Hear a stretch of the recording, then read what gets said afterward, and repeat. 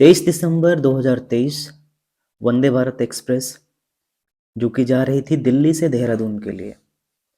Train staff का एक member दौड़ता हुआ कोचेस में जा रहा था और वो पूछ रहा था कि क्या कोई इस ट्रेन में वेल ट्रेन डॉक्टर है क्या। तो उनमें से एक पर्सन खड़ा हुआ और बोला कि हाँ, मैं डॉक्टर हूँ, बताइए क्या हुआ। तो उस स्टाफ मेंबर ने कहा कि आपको C1 कोच में चलना है और एक 60 ईयर के पैसेंजर हैं जिनकी काफ़ी ज़्यादा तबीयत खराब हो रही है। आगे क्या हुआ जानने के लिए इस वीडियो के आखिरी में हम इस चीज़ को डिस्कस करेंगे। मेरा नाम है अभिषेक द्विवेदी और आज हम डिस्कस करेंगे status of medical care in Indian railway.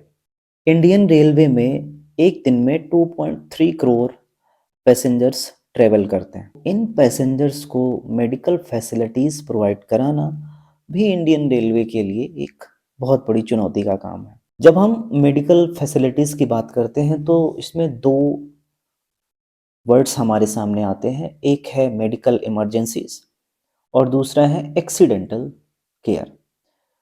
अभी बालासोर में एक दुर्घटना हुई जिसमें इंडियन रेलवे ने बहुत बखूबी से और बहुत अच्छे तरीके से मेडिकल चीज़ें प्रोवाइड करी। पर दोनों शब्दों में डिफरेंस है। मेडिकल इमरजेंसीज मतलब चलती हुई ट्रेन में अगर किसी व्यक्ति की तबीयत खराब होती है तो फिर उस समय क्या किया जाए या उस समय उसको क्या चीज़ें प्रोवाइड करी जाए। और दूसरा एक्सीडेंटल केयर, अगर कोई दुर्घटना होती है ट्रेन की तो उस समय जो सुविधाएं मुहैया कराई जाती हैं। 2017 में वेल्लोर में कटपड़ी जंक्शन करके एक स्टेशन है जहां पर 1076 इमरजेंसी केसेस रिकॉर्ड हुए इन 2017, जिसमें से 25% केसेस जो थे वो सिर्फ और सिर्फ ट्रॉमा अटैक के थे और इसके अलावा जो केसेस थे वो या तो फीवर के थे या ब्लड प्रेशर के, इस तरीके से केसेस थे। तो 10 में से हर एक पर्सन ने CMC क्रिश्चियन मेडिकल कॉलेज जो कि इंडियन रेलवे का ऑफिशियल मेडिकल ट्रीटमेंट हॉस्पिटल है, 10 में से एक ने वहाँ पे कॉल किया और उनको सुविधा नहीं मिल पाई जो उनको मिलनी चाहिए थी। तो प्रोविज़न, पहले तो हम ये बात करें कि प्रोविज़न क्या है, प्रावधान क्या है। तो प्रोविज़न ये कहता है कि इंडियन रेलवे को दोनों चीज़ें मुहैया करानी है, मेडिकल इमरजेंसीज भी, इसके साथ में एक्सीडेंटल केयर भी, दोनों चीज़ें प्रोवाइड करानी है। 1995 में सबसे पहले लॉन्ग डिस्टेंस ट्रेन शताब्दी एक्सप्रेस और राजधानी एक्सप्रेस, सिर्फ दो ट्रेनों में सबसे पहले फर्स्ट एड बॉक्स रखा गया जिसमें 49 आइटम्स थे, दवाओं को मिला करके, हर एक चीज़ को मिला करके। और उसमें ये बोला गया कि ये जो किट है ये किसी डॉक्टर की प्रेजेंस में ही यूज़ करी जानी चाहिए। इसके साथ में एक और किट रखी गई, स्पेशल किट, जिसका नाम था augmented first aid box kit और इसमें 58 आइटम्स थे और इसमें भी सेम वही चीज़ थी कि किसी डॉक्टर के साथ में ही इसको प्रयोग में लाया जाए। फिर 1996 में एक प्रोजेक्ट आया जिसका नाम आया पायलट प्रोजेक्ट और पायलट प्रोजेक्ट के अकॉर्डिंग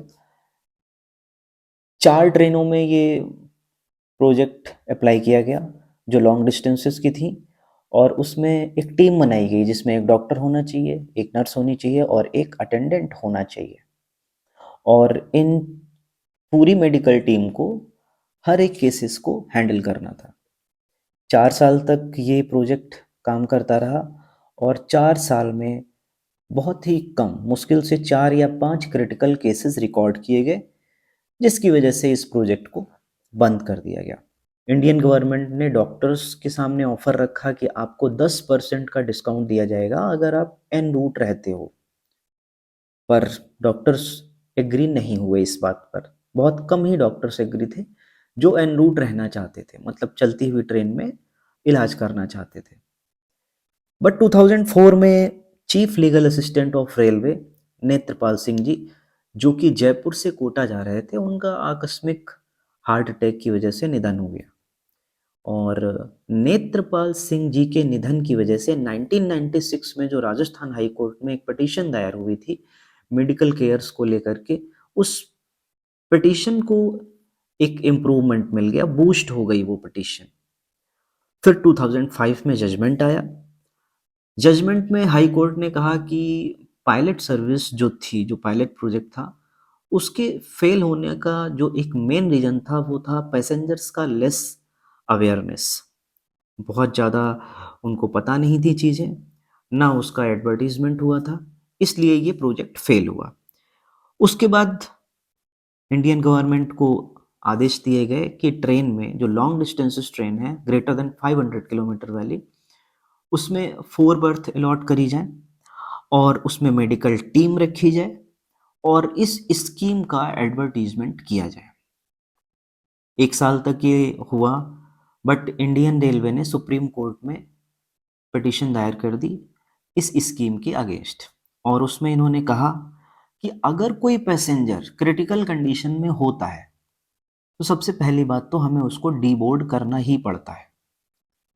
इसके अलावा उन्होंने कहा कि टीम को ट्रैवल कराने का जो कॉस्ट है वो बहुत ज़्यादा है, इसलिए हम ये चीज़ प्रोवाइड नहीं कर सकते, और उसके बाद में इस प्रोजेक्ट को रोक दिया गया फिर से।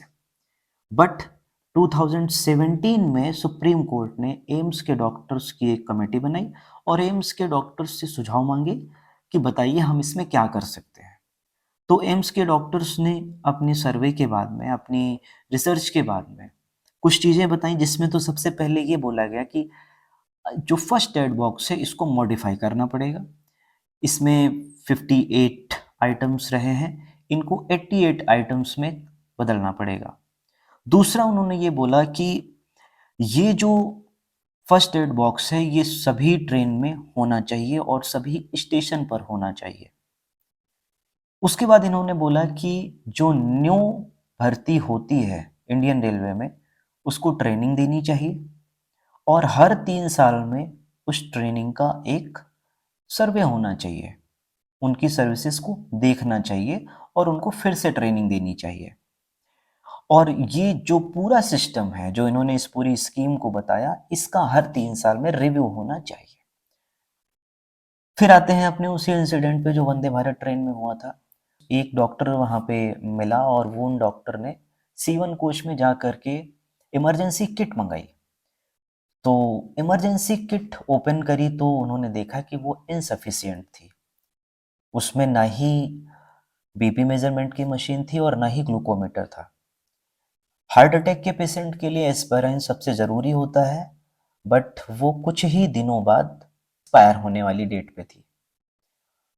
खैर, वो जो डॉक्टर थे उनका नाम था पार्थ शर्मा और उन्होंने अपनी सूझबूझ से उस पेशेंट की जान बचा ली।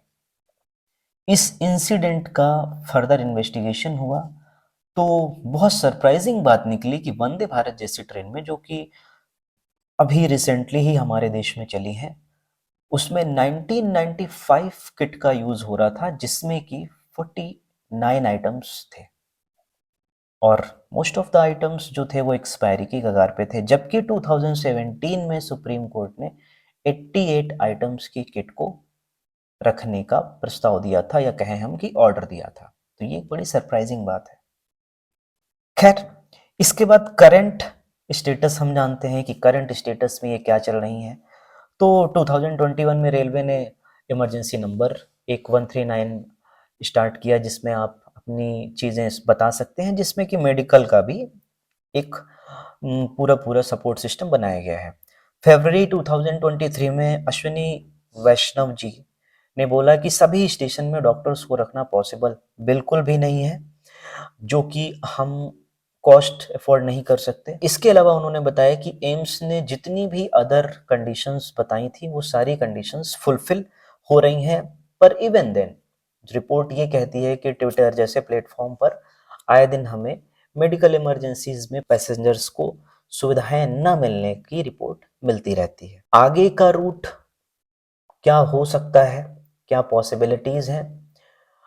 एम्स ने जो 88 आइटम्स की किट बताई है वो हर ट्रेन में होनी चाहिए। इसके अलावा रतन जैन जी जो कि फाउंडर हैं सनफॉक्स के R&D डिपार्टमेंट के, उन्होंने बहुत अच्छा सुझाव दिया है कि पोर्टेबल ईसीजी मशीन होनी चाहिए, जो कि हार्ट अटैक पेशेंट्स के लिए एक सबसे पहली ज़रूरत होती है, और वो उसका ट्रेनिंग हर एक स्टाफ मेंबर को देनी चाहिए कि कैसे इसको यूज़ करते हैं। और एम्स ने बोला है कि एक कलेक्टिव टीम होनी चाहिए जो कि इसका सर्वे करे, हर साल में इसका रिव्यू करे और एक डेटा कलेक्ट करे कि कहाँ पर चीज़ें कैसे फॉलो हो रही हैं। आशा करता हूँ कि आपको आज की ये रिपोर्ट पसंद आई होगी। हालांकि इंडियन रेलवे ने पिछले वर्षों में बहुत अच्छा काम किया है इस तरफ, और हम उम्मीद करते हैं अपनी गवर्नमेंट से कि वो इस डायरेक्शन में और काम करेंगे। हमारे चैनल को सब्सक्राइब करिए, वीडियो को ज़्यादा से ज़्यादा शेयर करिए। फिर मिलते हैं एक नए टॉपिक के साथ।